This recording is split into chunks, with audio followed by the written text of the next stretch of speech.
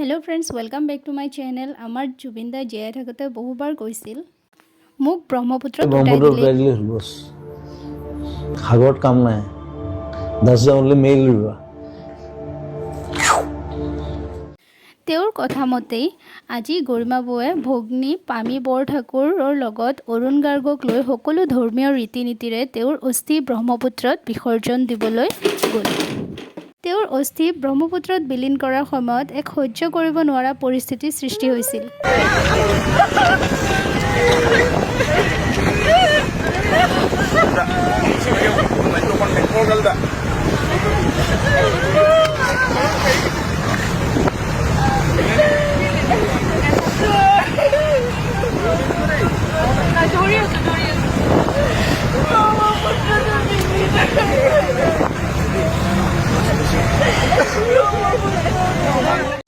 কি যে মৰ্মান্তিক দৃশ্য! এই আৱেগিক দৃশ্য চাই সকলোৰে চকুৰে চকুপানী ওলাই আছিল। সঁচাই সহ্য কৰিব নোৱাৰা এক পৰিস্থিতি। আমি কোনোবাই ভাবিছিলোঁনে তেওঁ যে এনেকৈ নাইকিয়া হৈ যাব, তেওঁৰ অস্থি এই ব্ৰহ্মপুত্ৰৰ বুকুত বিলীন কৰিবলগীয়া হ'ব। অস্থি বিসৰ্জন কৰাৰ সময়ত গৰিমা বৌৱে কান্দি কান্দি কৈ আছিল, তুমি এই ব্ৰহ্মপুত্ৰদি উঠি যোৱা।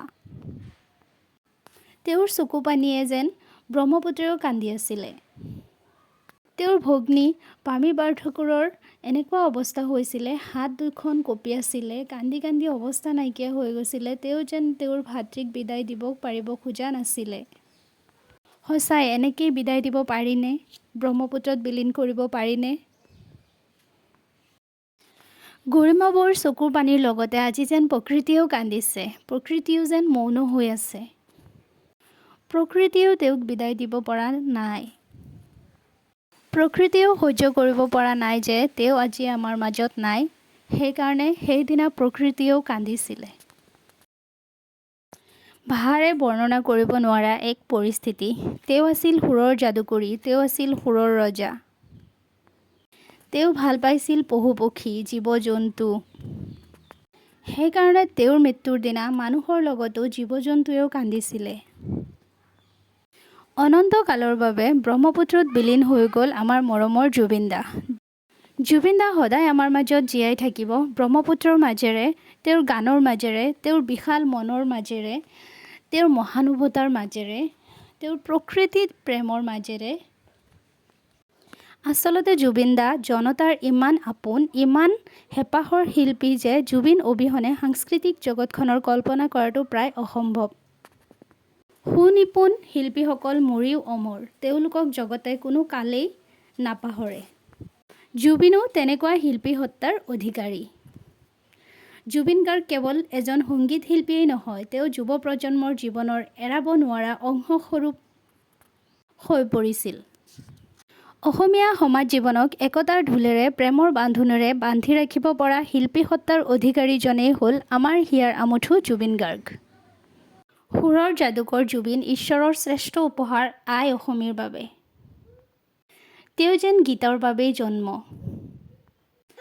আজি অসমৰ আকাশে বতাহে কেৱল জুবিন আৰু জুবিনৰ সংগীত।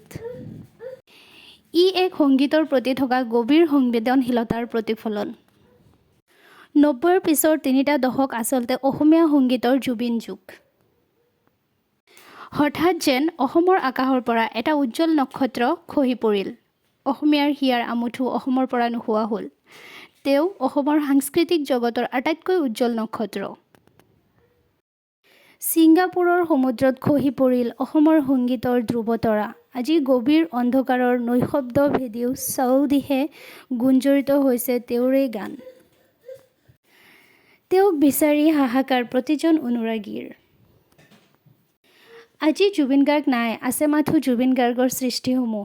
সদায় শুনিও আমনি নলগা গীতবোৰৰ মাজত জুবিন গাৰ্গ জীয়াই আছিল, আছে আৰু থাকিব জুবিন গাৰ্গ। মৰমৰ শিল্পীগৰাকীলৈ সকলোৱে যাচিছে অশ্ৰুসিক্ত শ্ৰদ্ধাঞ্জলি।